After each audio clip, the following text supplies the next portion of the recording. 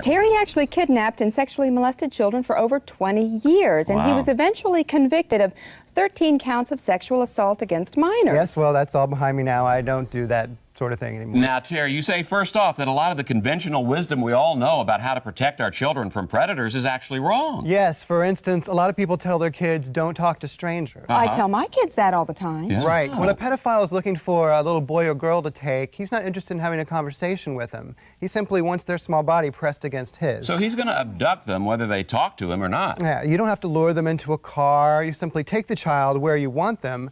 Their bodies are so light. But you do recommend that parents try to make their children less attractive to pedophiles, right? Right. Clothing is a huge factor. If you put a girl in a sundress and French braids in front of the average pedophile, he's going to get an erection that'll rip his bike shorts. Well, that's good to know. Yes, it is. So what should parents do? Dress them in dirty clothing, mess up their hair. Still, this will only deter about 90% of all pedophiles. You know, personally, I prefer a kid that looks a little rough and tumble. Before we go, I have to discuss the situation that no one wants to face. Your child is abducted, there's no ransom note, so you know the motive isn't money, it's sex. And how can a parent hope to get their child back? First of all, he or she won't be a child anymore. No? Any childhood innocence will have been stripped away the moment the pedophile's sweaty arm goes down your kid's pants. Your child's best bet is to grab a sharp object to stab at the man with, like a pencil, which is actually how I got this. Ooh, I bet you didn't get very far with that kid. Not that one, no. Well, Terry, well, thank you so much for being with us this morning and opening our eyes to this situation. And if we can just protect one child out there from people like you, we will have done our job. I'm glad to help. Yeah. Thanks, Terry.